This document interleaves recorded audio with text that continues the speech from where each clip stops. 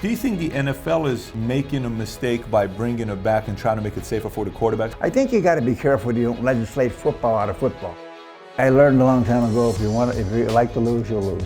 I don't like to lose at anything. Who's the greatest quarterback of all time? Kaepernick kneels. Say you're his coach. What should have the coaches and the team done from the 49ers standpoint? Are you mad at the country? Are you mad at the flag? Who the hell are you mad at? That's all. Just tell me who you're mad at. So today I'm sitting with a person here that won Super Bowl as a player, Super Bowl as an assistant coach, Super Bowl as a coach, and the only one to have scored as a player in the Super Bowl. I know Tom Flores also did it on those three categories, but you're the only one that scored a touchdown in Super Bowl, and that's none other than Mike Ditka. So Mike, Coach Ditka, thank you so much for making the time, for coming with us. So there you go. That's your resume on what you've done. I am fascinated by your competitive spirit. And when I read about you and I hear the stories with your father, Pittsburgh, all this other stuff, I kind of want to go back and ask you the simple question of who was Mike Ditka? Before Coach Ditka, who was Mike Ditka in high school? 12 years old, or I guess 8th grade, what is that? And I played I went to a Catholic grade school, so we had a little football team, and I played there. And then, of course, the next year I went to 9th grade at the big high school, and I went out for football. I got killed. I don't know, I'm not here anymore because I got killed. You know, and I like football, but I was a pretty good baseball player. So the next year I went out again as a sophomore, and I got killed more because I only weighed 130 pounds. So you were not good at it? No, I was small. And then between my sophomore and junior year in high school, I grew to about 5'11", and I went up to 165, 70 pounds. Wow. And I started on the state championship football team. And not because I was a great player, because I had a great coach who believed in me and took me aside and taught me how to do the things I had to do to become a good team player. And I played offense and defense, and that's the way it was. I played both ways. In college, most of what I did was on defense, not offense. Most of what you did in college was on defense? I think my senior year, I caught like 15 passes, but I played defensive end and linebacker. That's where I got all the notoriety. And when I went into Pro Bowl, anybody that drafted me outside of the Bears, I probably would have been a linebacker. And George Ellis, when he drafted me, I went in and talked to him, and he said, and I assumed I was playing defense. I really did. And he said, we're going to create the position of tight end, and you're going to play tight end. And I said, Coach, my senior year in college, I caught 16 passes, something crazy. He said, well, it'll work out. We're going to be okay. And it was. I had two good coaches, and Coach Hallis and a couple other guys. They were old school, but they taught you the basics. You know, football is basics. You know, it's tackling, it's blocking, it's execution. And they taught me the thing called blocking. And I was pretty good at it. So, and once in a while I'd hold somebody. Yeah, once in a while. So I know you said your first year when it came out, the year before you said 12 or 15 catches, but your first year in the NFL, you had 58 with 12 touchdowns. Yeah, and that was crazy. Yeah, it was unheard of. Was tight end a common, philosophy position back then for coaches, or not really? No, it really was created right around that time. There were a couple in the league. John Mackey came in the year after me. Ron Kramer was up in Green Bay. There were a couple guys out in San Francisco. I had a quarterback named Bill Wade, God rest his soul. He just liked to throw the football to me because I caught it. And after I caught it, I would have fun running with it. So he made me, I didn't make me. After we won the championship in '63, in '64 we lost two guys in a car accident down in training camp, two great football players. And so Johnny Morse and I were the leading receivers on the team. In 1964, after the '63 season, between us, he caught 98 balls and I caught like 70. And in that time, it was unheard of. But we weren't a good team. We were not a good team. Now, the year after that, we became a good team because we got a guy named Gil Sayers. He's kind of a good running yeah, him and Butchus. We got him and Butchus the next year, and we became a real good football team. So, and we didn't win it that year. Baltimore beat us out by one game, but we were a really good team in '65. So going back, where did your work ethic come from? Your work ethic, your discipline, your mindset? Parents? We were never given anything or expecting anything.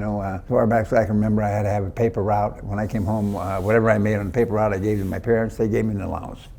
I never had, that's the way it was. Even when I was in high school, I had a job working for the borough or for the swimming pool or lifeguarding. I gave the check to my parents, they gave me an allowance. That's the way it was. I mean, that's the way I was raised. And this is Pittsburgh? Yeah, Aliquippa, steel mill town right outside of Pittsburgh. In the heyday, J&L Steel employed 35,000 people, but now it might employ 3,500, maybe. But the work ethic was fantastic. Get up, go to work, take your lunch bucket, and that was the way we lived.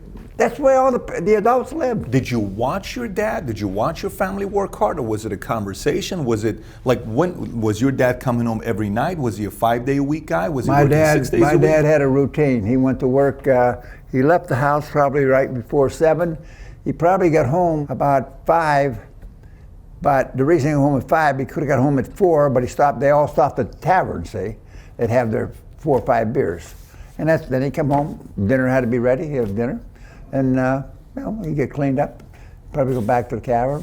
That's all they did. But I could guarantee you one thing: he was self-taught. He could work any crossword puzzle you put in front of him. He would work. Now that's pretty goddamn good for a guy that had an 8th grade education.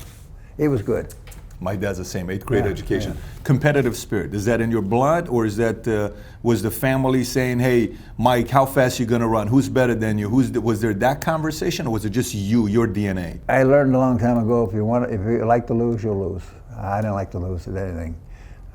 Probably that was wrong as a kid, growing up in Little League Baseball and that, but I didn't like to lose at anything. I wanted to win. What's wrong with that? Why do you say, but maybe it was wrong? What's? I think anytime you compete with the idea of you're trying to win. Now you may not. And then if you don't win, you got to be a good sport about it. But when I was growing up, I think the winning thing we became obsessed with it. I mean, really. And I was fortunate too. I played on a good high school football team that won the state championship, and it was because of the coach and the players we had. But it was fun growing up there. I mean. Nobody had any more than you or less than you. We were all about the same. I mean, all our parents worked in the mill, or my dad worked on the railroads that serviced the mill. But that's all we had. Nobody had any more than anybody else, but it was okay. We did good. Do you think a part of competition is within the individual, or do you think that's created? I think you have to have the genes for it. There's no question about it. I really do. You're right. Everybody can come from the same parents, and one person will be super competitive. The other one will say they'll go with the flow. I guess I was one of the super competitive ones. And I wanted that. I wanted to try harder. I mean, I had to when I was young because I was a smaller guy, and I wasn't. But then as I got bigger, things got better for me. But I can still think back to 9, 10 years old playing baseball. And how competitive I was at, how much I loved it. When I first started playing baseball, Little League was played that's how long ago it was played. It just started. So I played Little League Baseball. And you were super competitive at that time? Yeah. So coming up to the next level, you're playing in high school, you're at 130 pounds, then you go 5'11", 165 pounds, so now you got some size, you're playing the 3 sports. Were there other kids you played with where you said, that guy's way more talented than me, faster than me, stronger than me, but there's no way in the world that guy can outwork me or outcompete me? Were there guys like that at every phase that you went through? Yeah, about 20 or 30 of them at every phase. Yeah, and I think you make a good point. The attitude the individual has to work at it. I mean, you can't get better by doing nothing. If you want to be a better hitter, you better learn to hit. If you want to be a better hitter of field. Same with football. You got to strengthen the body, and I don't care how you do it, whether you lift weights or you do it through conditioning. But your body can only take so much. I mean, football today, the players are bigger, they're faster, and they're stronger than when I played the game. So when you have a collision in football now, it's much greater than what we had. And ours were pretty good, but it's much greater. So, you get in the law of physics, you got 2 bodies moving at a high rate of speed, something's going to give. How do you fix that? I don't think you can. I think people are bigger, faster, stronger. Like I said, and the game is, the risk of injury is much greater probably even today than it was 30 years ago. Because the guys are just, they're better athletes, but by being that, you're moving at a higher rate of speed and the collisions are like greater. So what do? The whole CT. You had a quarterback, McMahon, that he went through, his own issues, and you've seen it all the time with Seau and all these other stories. Because to me, this is how I look at it. So you have boxing. You had Tyson, Evander, Riddick Bowe, all these guys would come along, and then it was kind of trying to protect the players and all these things, protect the fighters. And then Dana White comes out and says, hey, how about UFC, MMA? There is no there is some protection. Like, you can't knee a guy on the ground and drop your knee on his face. You do that, you're going to get a loss. But they're going all out. I know. Do you think the NFL is making a mistake by bringing it back and trying to make it safer for the quarterbacks? You see what happened with Green Bay. The guy gets 3 sacks he gets each game. He gets a flag for each one of them, and each of them look pretty good. Well, I think the intent is right. I mean, you're always trying to protect the player from injury. But how do you do it? What do? Do you tell a player who's rushing, here's his whole key. He's on defense. His job is to go get the quarterback. So all of a sudden, when you go to get the quarterback, you're moving at a high rate of speed. How do you change that? That's what I'm saying. Now, I understand about driving the guy on the ground, but it's a natural thing. Once you wrap a guy up, you take him to the ground. I mean, I watched the penalty on the kid from Green Bay, and I disagree with it totally, because I don't think he was out to hurt anybody. He was taking the guy to the ground. Naturally, when you take a guy to the ground, his body's usually underneath yours. You fall on top of him. I don't know how you can change. I think you got to be careful you don't legislate football out of football. I mean, it's a contact sport. I mean, and it's more than a contact sport. It's a collision sport. It is what it is. I mean, I didn't make the rules. I played the game for a long time. Wouldn't change it for anything. But you got to be careful that, you say, well, does it make it a better game? Does it make it any safer? I don't know if it does. If NFL went this phase and said, look, our concern is making everything safe, so why don't we go from contact to flag? Do you think they would lose viewership? They would lose viewership. If they went purely from contact to flag, they would lose viewership. Right? Would you watch it? I would never watch it. So that's the point. So the question becomes for you, do you think there's a outside chance that another league that allows more physicality can come and compete against the NFL and get viewers, kind of like what UFC did to boxing? I don't know if that's possible right now. The NFL is, the game is good. I mean, I understand what the league's trying to do. They're trying to, but the risk of injury when you play the sport, I'm sorry, it's there. It's like boxing. If you don't think you're going to get whacked when you're a boxer, then you're dreaming. It's just part of the game. But I can understand what they're trying to do in keeping it as safe as possible.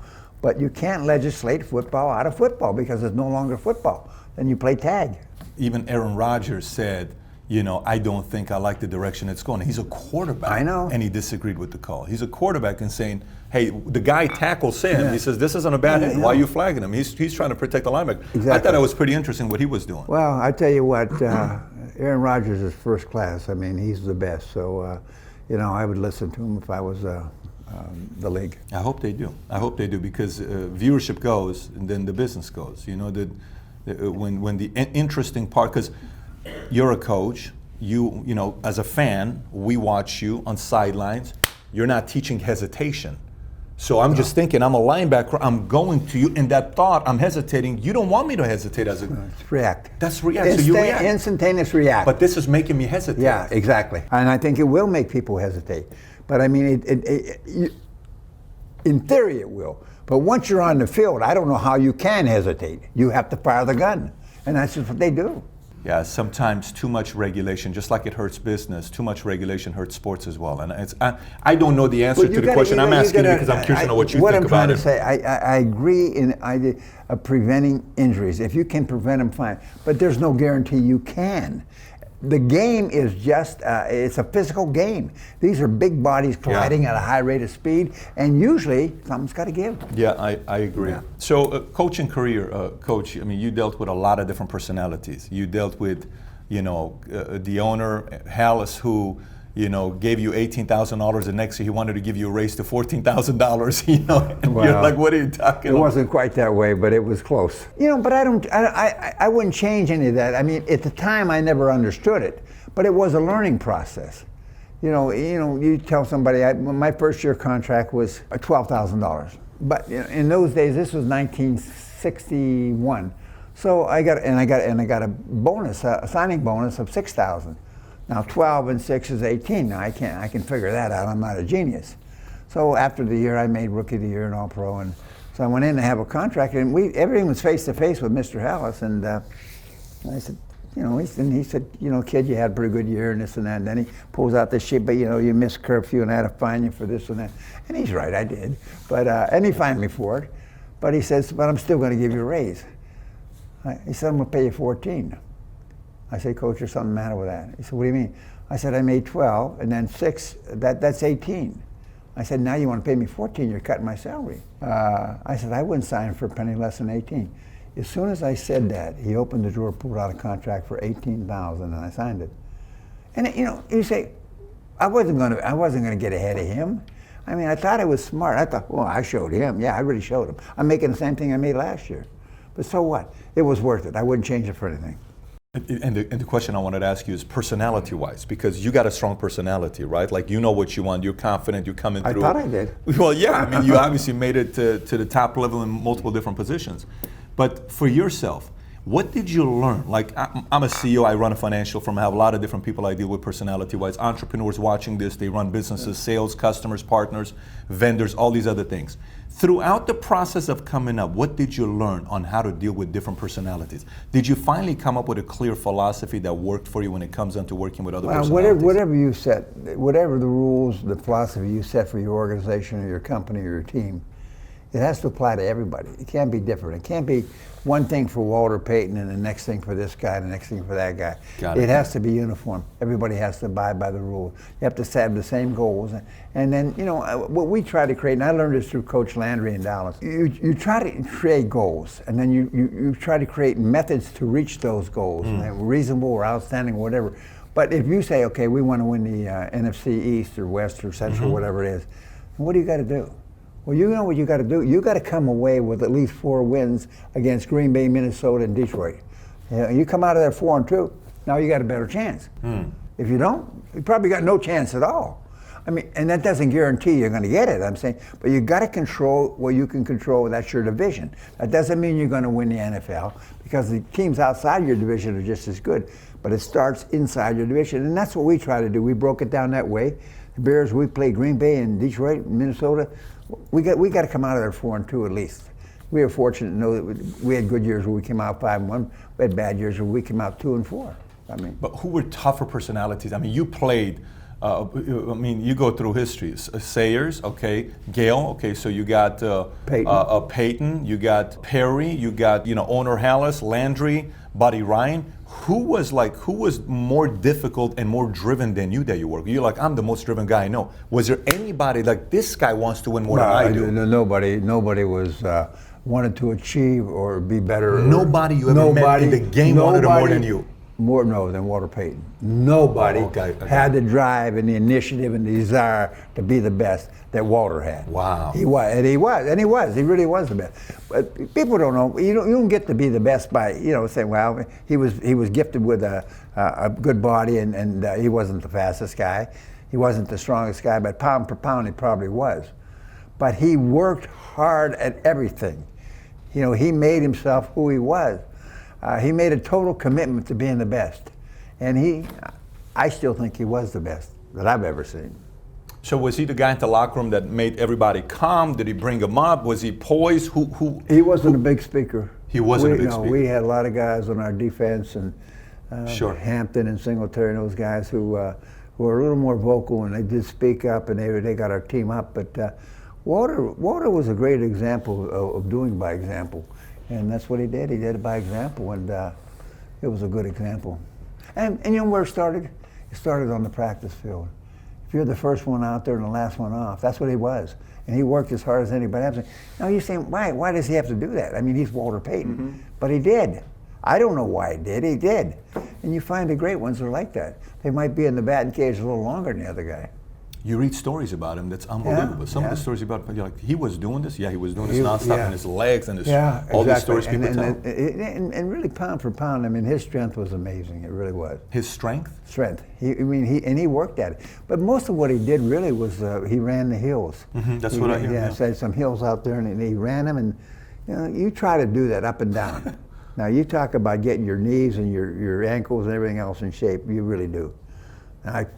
I couldn't come down the stairs right now, but I'm just saying, in the old days, we did all that stuff. So Peyton would be at the top, a guy that wanted it more than you. In my opinion. In your opinion. So you work with, again, different personalities. Hallis, Landry. In Landry, when you talk about Landry, you get emotional. I'm curious to know what it was with Landry when you worked with him.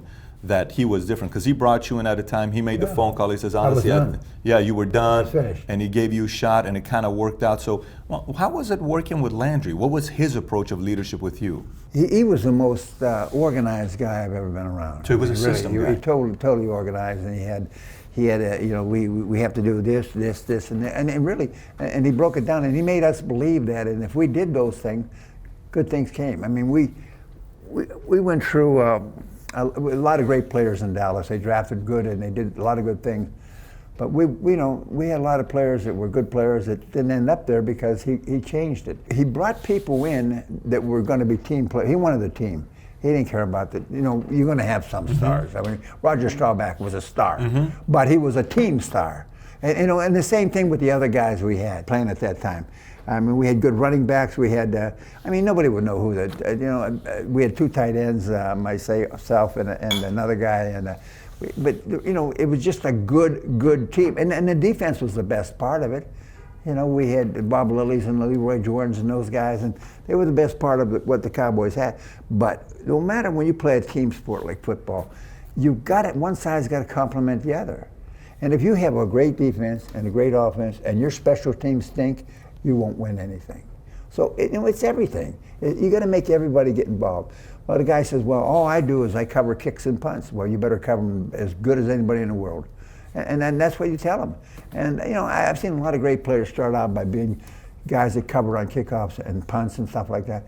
They went on to become great linebackers in the league. Was Landry a guy, his strength, was it a one-on-one strength? Was he a locker room strength? Was he a group strength? Like, what was Landry? Was organized. He a psychology He was organized. guy? He was totally organized in everything that he did. You know, he was more organized than anything I've ever been around. We had meetings. We had long meetings. But there was a purpose to everything we did, and he made it understandable. You know, you can't get better by saying you're going to get better. You're going to get better if you work on this and this. You know, I can't tell you that you know how much time he spent, well, we call it an angle block. An angle block for a tight end, you split this far from your tackle, you're blocking down on the defensive end. Now those guys are usually pretty good players, but you learn to do that. I can't tell you how much time we took with that. With the tackle, maybe pull around and get the linebacker, you got to angle block the end. You do it enough, you believe it, you can do it against anybody. I mean, I'm about the greatest players in the league. And yeah, Willie Davis, whoever. They were great, but you have to do it. That's your job. He's my man, I got to block him. I don't care who it is. What was Hallis's strength? Like, what was he good at? Was he purely a business guy, or did he, was there some things you picked up from him leaving? You got to understand, where Coach, when he's one of the original 4 or 5 guys that started the National Football League.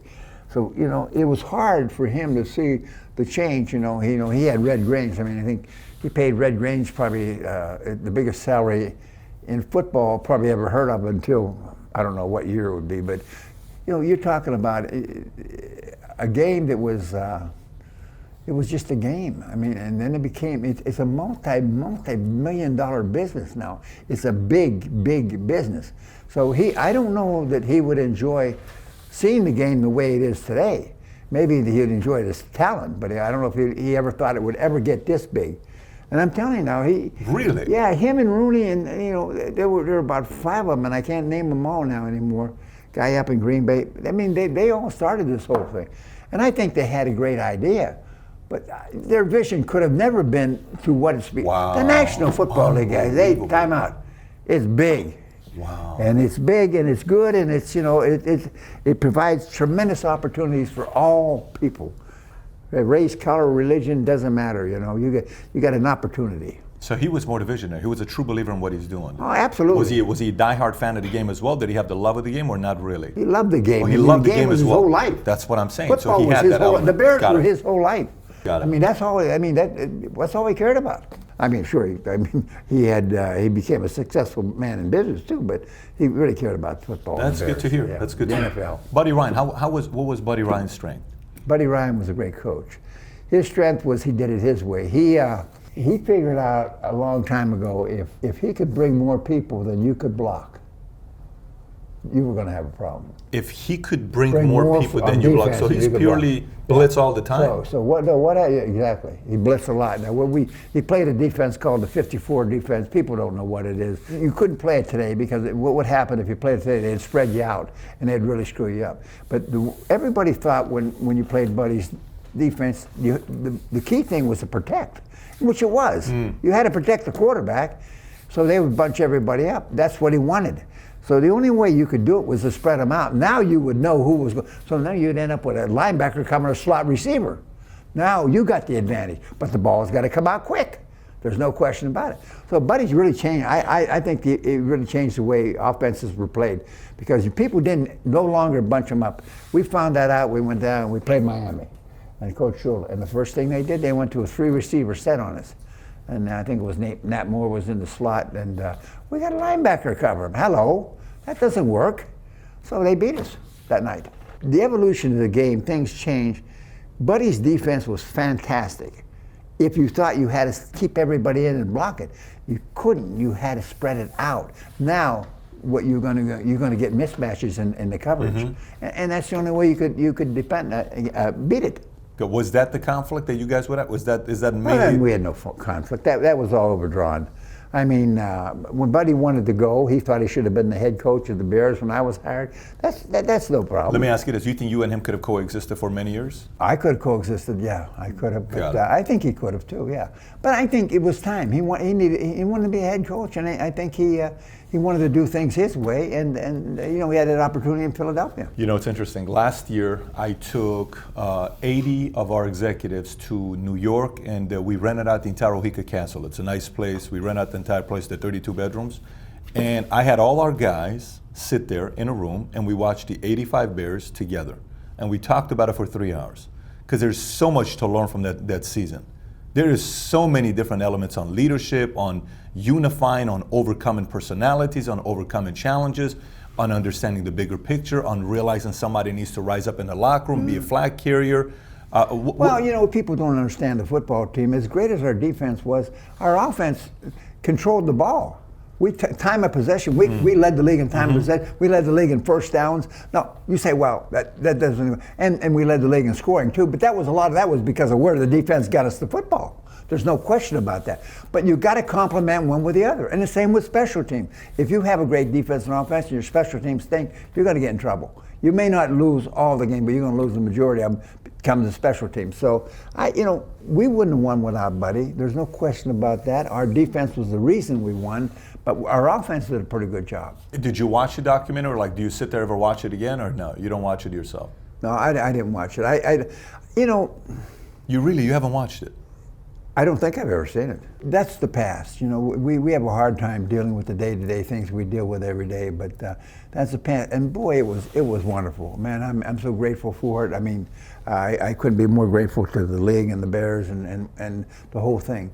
But that's my past now. I'm no longer a part of that. I mean, and I enjoy watching the NFL and the Bears, and I still pull for them, but it's not the same. I guess I outgrew it. I've got to. Well, I tell you, as a fan, and I'm not even a Bears fan, but as a fan, kind of seeing, I'm not. I'm an LA guy. So as a fan, watching you guys coming up, they don't have football in LA. They have something. They gave up a good player to you guys. You stole him from us, right? Who else? Your defense on Chicago Bears. You know who he is. Khalil. Mack? Mack, yeah. Of course he's a heck of a football player. He's a great football player. You think Gruden did a right job giving it up, or you think he had a choice? Here. But what is the reason? I mean, one man can't make a football team, but he can make the players around him a hell of a lot better. He's a special one. They don't come on. That's a once in a lifetime. I agree with you. But if you're going to play against, and I agreed. When the Bears got him, I said, boy, that's a lot to give up. I watched him play. He makes everybody better. That's what I'm saying. You don't find too many people to do that. So why would you give him up? Do you know anything we don't know? Like, is there anything you know that we don't know? Is it everything that we've read ourselves? Because that's a guy that you can keep for 10 years. The only thing I could think is money, and the money, it's not the coach's money anyway. It's the owner's money, so why worry about it? We lost a guy that could potentially end up being loved and adored by Chicago. Who he is. This guy's over the next. If he stays here 5, 6, 7 years and he has a healthy career, this guy can have a very nice status in this city. with his career? If I was him, I would want to be in this city for my whole career and make it my home and do all the right things, and I think he will. So '85, when you were, when you guys did what you did and you were crushing it, you're the face of Chicago. Would you go watch Chicago Bulls games? Were you following also what Jordan was doing? Were you kind of seeing his stuff, or not really? It was just more. Yeah. You were. Yeah, when I started out in Chicago and I came here in '61, I knew crap about this and that, but I had a friend who was a great hockey fan, so I became a very big Chicago Blackhawks fan and a hockey fan, period. And he used to have his seats were right behind the Hawks net. Now, people say that's not a good seat. Well, when you sat there, the players come up and they hit the glass with the stick. Mm-hmm. All of them, Makita Hall, all the guys, they were all good friends. We go, nobody, and I'm not saying this out of school, in those days, nobody drank beer like hockey players because they dehydrated so much on the ice.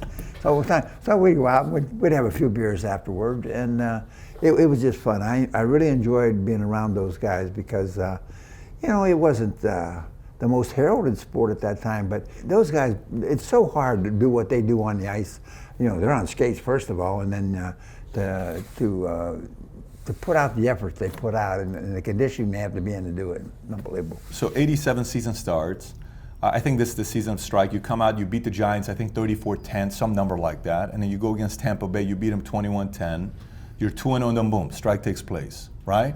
And then there's all this controversy, I like the new players, forget the names, it's the same guys. These guys fight, I like these guys. You're not a union guy, okay, so. I screwed up. But that's not the question I'm asking. But the part I'm trying to say, so that's what happened then, right? Today, it's similar things are happening today in the NFL. Yeah. These guys may be going through that again, right, with the game. They may go through it on collective bargaining agreement.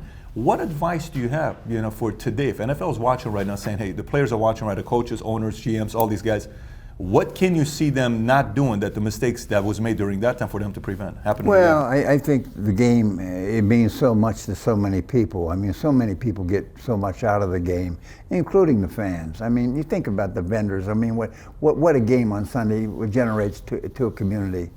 It would be, to me, it would be silly to strike over for what, I don't know what reason it would be. I don't think it would be the money. I don't know what it could be. I mean, they make a lot of money. I mean, I don't know, everybody can't make the most, but everybody does pretty good in football. They make a lot of money.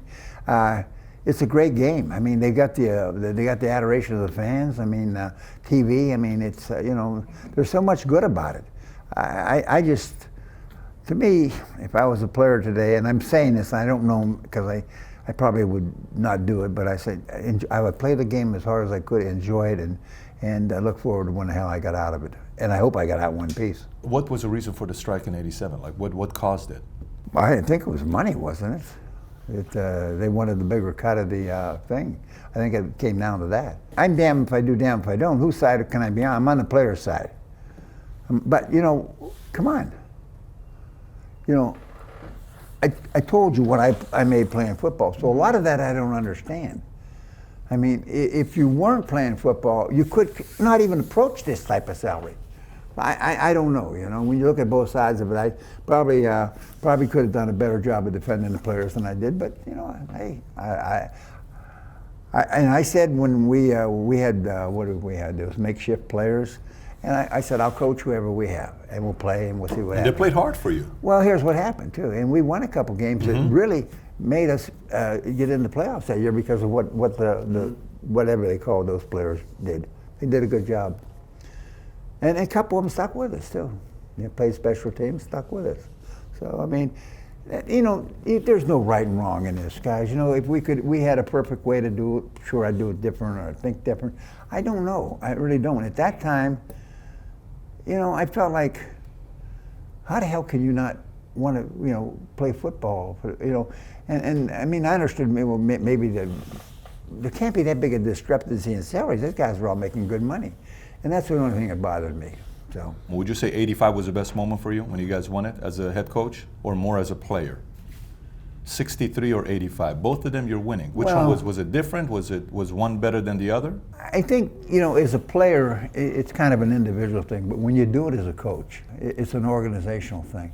And I think that's what I was so proud of most of all, the organization and everybody. I mean, to see the pride that was when you went in there and I listened to the receptionist, hey, hello, this is this is Chicago Bears world champion. Yep. There's so much pride involved with that, and I thought we brought a lot of pride to Chicago, and I'm proud of that. The same thing the Cubs do. The Sox. I mean, the Cubs. The Cubs. I mean, my goodness, it's still.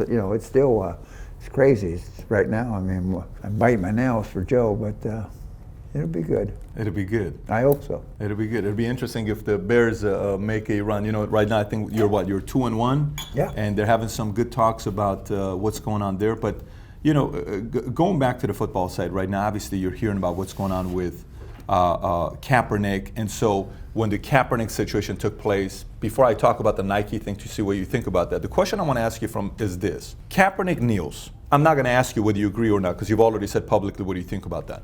Say you're his coach and you're the owner, okay? He kneels. First time he does that.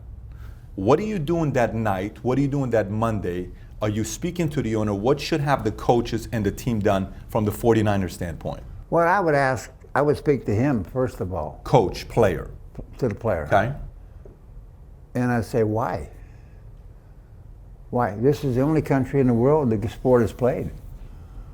I mean, are you mad at the country? Are you mad at the flag? Mm-hmm. Who the hell are you mad at? That's all. Just tell me who you're mad at. Are there inequities? So he tells you are there inequities? Yeah. Sure. There might be inequities, but not very many. So what is he mad at who? The police? I mean, I don't know what you're talking about. We're a country of law and order. We always should be and always will be, I hope. I'm not saying that what he did is right, wrong, or not. I think there's a better way to express yourself. I think you let down your organization, let down your teammates. That's what I think. So, I think a lot is being put on him because he's a 23-year-old guy. Okay, so he sees social media to take advantage of it. So you're saying if you were the coach, you'd have a one-on-one.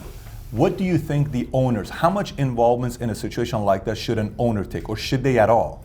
So as an owner, would the owner typically, because I don't know what it is, you've been a coach before, you talk to the owner, do you say, hey, Hallis, hey, this is what we're doing? Does he say? Hallis wouldn't have taken it off. From him? No. But I know it's a different league we're playing in today. But out of Dodge. Today's all about corporate social responsibility. I understand. So you're asking me about Hallis. The guy would be out of Dodge. Oh, seriously? Seriously. Seriously? Out of Dodge, yes. Would you say that would be the case with most owners during the 80s? I think that would be true. I really do. I really do. I don't know that I can say that. I can't speak for him, but with Coach Hallis, I've said that he would be out of Dodge. He would be gone. And then that's just him. That didn't make him right or wrong. That's the way he. Listen. There's got to be a loyal to. If you have a job and somebody hires you to do that job, there's got to be a certain amount of loyalty to those people who hire you, and the league. I mean. What's his loyalty then? Where's it to? I mean, he said it wasn't to the country, so what the hell is it to? I don't know. So, I don't have an answer for it. But I don't agree with it. All I'm trying to figure out is here's how I'm processing it. I'm processing it saying, okay, say he did what he did, but the people in leadership positions, why didn't they take the lead? Okay, so say you have a one-on-one conversation with them. Public opinion, they're afraid of it. That's a problem. Exactly. That's a problem, though. I mean, that's their problem. Okay, so go to the other one, Goodell. Could Roger Goodell done it in a different way? Should he have handled it in a different? What is the involvement of a guy like him? He gets paid $200 million over 5 years. Private jet, he gets all this other stuff, right? He's getting paid to do that. What is his role? Could he have prevented this thing to become what it is today? Well, I don't know. What would he have done? I mean, you're talking about in the Kaepernick case? I'm talking about what if Roger calls the Kaepernick and says, bring him in, and they sit down and say, what's your frustration? What are you doing about it? And then, hey, if this is what it is as a corporate social responsibility, why don't we make a statement that we're all aligned on the same page, and let's do what we're doing that's the part I see with Roger, because he thought for himself, at least my processing from the outside. You know what, I think this is going to be done, we're going to get over it in 6 months, no one's even going to think about it. But that's not what happened. No. So it got bigger and bigger and bigger. So could Roger have gotten involved earlier and had a conversation with the management team and the ownership team and himself to see what he's frustrated about, and then talk to the other guys, Troy Vincent, maybe we can figure something out, and that wasn't done? Yeah, in retrospect, say, yeah, I probably could have, but I don't know that. I really, it's hard to me to be sympathetic for not appreciating the opportunities you have as a professional athlete. I just think it's special. I mean, you're gifted, first of all, by having the size and the body and the mind to be able to do that stuff. And then I don't know. But somebody has to tell me, what are you protesting? I don't know. I still haven't heard that. Nobody told me what he's protesting. What? I don't know. Just tell me what you're protesting. Then I have a better chance of understanding. The flag? The only country that sports played in is here. I mean, you know, is it perfect? No, but it beats the hell out of about 99.9% of the other ones that aren't, you know, so. I don't have an answer for it. I'm just saying, I think there's a better way to do it than what he did it. I don't know. So. Yeah, the only reason I ask is because I don't think it's going to stop. I think this is, I think Kaepernick's going to be the beginning of many of these other issues that's going to happen as well because of social media. You know, the game is a different game today than back then. Back then, Michael Jordan, they asked him, they said, so, you know, who are your customers, Republicans or Democrats? He says, both of them. I'm not going to take a position politically because I'm going to have both. But today, LeBron takes a position because of social media. It's almost as if the social media is pressuring players to take positions today, while back then it wasn't as critical because you guys would just play, come down, you would do your press conference, you're gone, you go home to your family. You wouldn't be tweeting all night and people wondering what you're thinking about. Your thoughts would stay with you. Yeah, you're right. I mean, that you know, you make a good point there. You know, when you, I don't have an answer for it. I really don't. I guess the point I'm trying to make is, football would have been exciting when Twitter was around if you were playing. Because you would be on Twitter saying stuff. No, I wouldn't. I don't know how to do that stuff. But I'm saying, let's just say if Twitter was around and you got a 28-year-old Mike Ditka, you know, what would you be saying? I can't believe Hallis, you know, what would an emotional person like you, so maybe somebody from their generation may be saying, well, how do you know how he's going to handle it? He didn't know how Twitter was. You know, like even husband and wife fights nowadays, right? Before you got into a fight with your wife, you're leaving work. You know what, you're working late again. I can't believe this. Click. You got a 40-minute drive home. Today, click, the entire drive is text. So everything I want to tell you, I've already told you on text. Rather before, by the time I come home, I'm over it. I've had a drink, I'm calm, maybe it's going to change it. I don't know how much of an effect social media is having in what we're facing today. Well, can I tell you something? I'd love to hear. It has no effect in my life because I don't pay attention to one bit of it. I'm not on social media. Zero. Well, I mean, what do you mean, texting? No, not texting. Twitter, Facebook. No, I'm not on that. So, no interest. No. What do you think about the guy that we call the Commander-in-Chief of America, who is a master Twitter guy? You know, that's he his communicates. prerogative. The way he does it. That's his prerogative. Yeah. I'm not. I would choose to communicate with anybody, person to person. You want to know my opinion? Ask me and I'll tell you. Yeah. But I don't want to put it out there for the world to see. Because I don't think. First of all, I don't think my opinion is that important. You know, but I have one. I mean, you know, opinion is like noses. We all have one. You know. Yeah. Some of them run more than others. That's all. I saw your wife say in an interview. She said, you know, Mike says yes to everybody. You know, yes, let's sit down and talk. Yes, you know, when at that time when you're coming up, you were wanting to help out a lot of people. So business-wise, you were coming out. And then some advisors were saying, well, you know, you may want to say no, you know, to what you're saying. I'm just wondering, I'm thinking, knowing the way you're wired, how would a Coach Ditka be with social media? Would it be any different? I guess we'll never know, you know, I guess we'll never know. No, I don't want to get involved. I mean, I'm not criticizing the people with social media. They want to do whatever they want to do. But I mean, I thought there was a thing that, you know, your life was your own. Why wouldn't you want to keep it private? I mean, why does everybody have to know what you're, and to me, that's about ego. Do you want people to know, wow, I've done this, and well, who the hell cares? I don't. Maybe they do, but I don't. Today's a different time. Today, everybody wants to know what you're thinking about. So 04, here's a question for you for 04. I think 04, yeah, obviously the city loves you. They've called you a lot of different names, but they loved you and they wanted you to run for mayor one time, and I think 04, there was some rumors about you running for Senate. Did you ever have aspirations for politics? Oh, never. So you never. So this is what people said, but you never wanted to run at all. No, they brought it up, run for Senate against Barack Obama, and I said no, I have no desire to, and I never really thought about it, and I don't. I mean, I'm not a politician. I don't profess to be, but I do profess to be a great American, and I believe in this country. Is it perfect? Nope. But I tell you what, it's a hell of a lot better than anything else I've seen. So I'm somebody that agrees with that side myself. We're here now from Iran, and I'm a diehard fan of what this country offers, and I speak about it all the time. But asking you, what do you think makes this country as special as it does? Well, I think, first of all, opportunity. I don't care who you are, where you come from, nationality, color, creed. You have a chance to attain the highest office in the country. You can grow to anything. You can be anything you want to be. You can. You look at the athletes coming in, the baseball players, the Hispanic baseball players, the African Americans, the whites. I mean, these kids, I don't think they were born with a silver spoon in their mouth. I mean, they worked hard. They're born in the ghettos of New York and Boston and Chicago, and they've risen up. You know, I'm amazed. I played a lot of baseball as a kid and growing up, and thought I was a pretty good baseball player at one time. To watch these guys play that sport right now, wow. Wow, are they good? Are they good? And my all-time hero, Stan Musial, one of the greatest players that ever played a game with the Cardinals. It was my childhood hero. And there's 200 Stan Musials now. Honestly, I mean, not as a person. There'll never be a Stan Musial as a person. But I mean, the way they hit and do things, it's amazing to watch these guys. And when the bat swings, I mean, it doesn't look like they're swinging hard. That ball goes a heck of a long way. So I really enjoy watching baseball. Time to go home and watch the Cubs too. You really enjoy watching baseball? I do. Okay. I do, but I watch all sports. Got it. I watch all sports. I mean, if tennis was on, I watch that. Ryder Cup, I love golf. I love to watch that. And you got countries, Europe and the U.S. I mean, it's a great competition. But still, the thing is, it's an individual competition, but it's a team competition. I kind of like that. Jerry West says he has a hard time watching basketball because Jerry West, the logo of the NBA, he has a hard time watching basketball because he sees it from the eyes of the game, like a perfect game. Like, oh my gosh, you missed the screen, you missed this.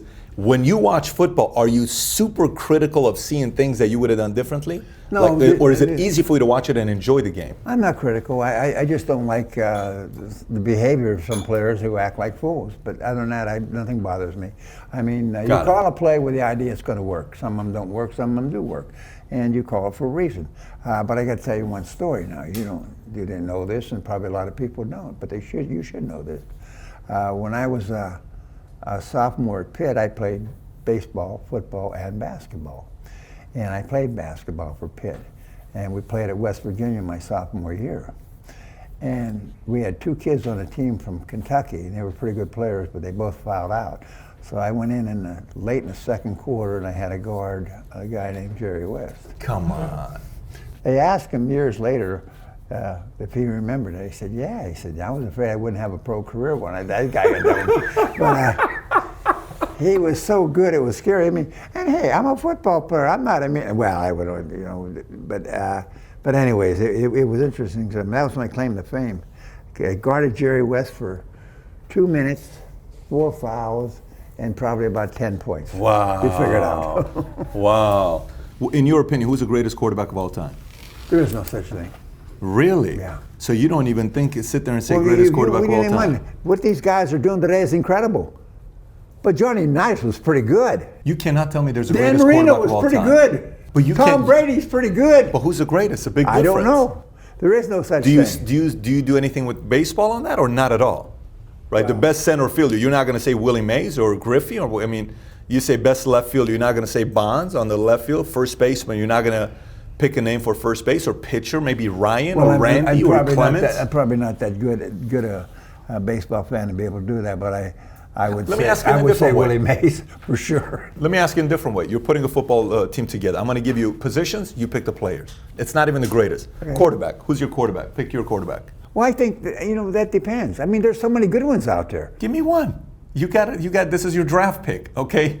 We're playing draft pick. You have first pick, quarterback. You need a quarterback. Who are you taking? They have to be playing right now? No, can be in the past. I'd take Peyton Manning. Wow. Okay.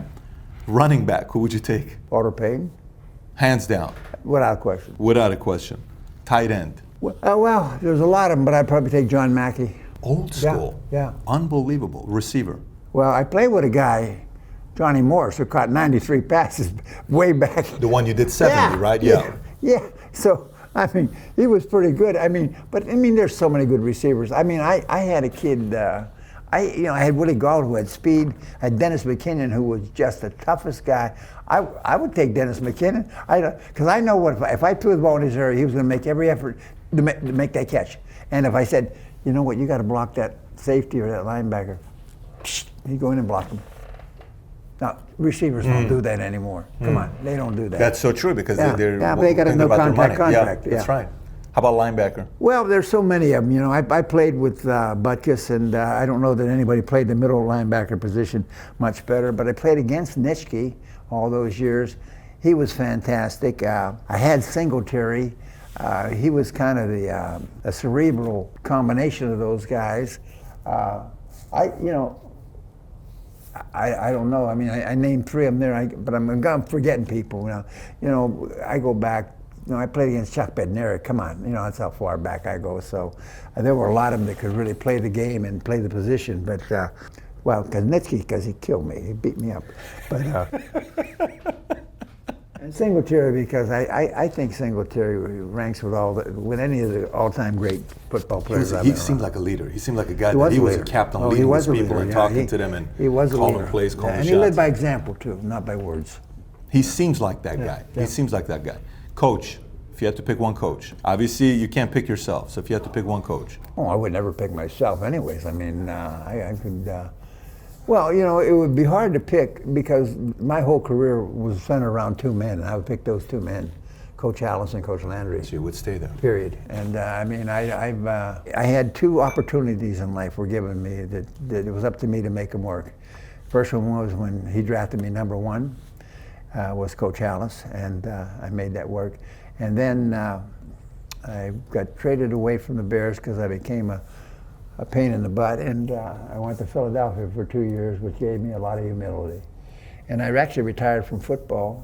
I was done, and I got a phone call from Tom Landry, said he just traded for me.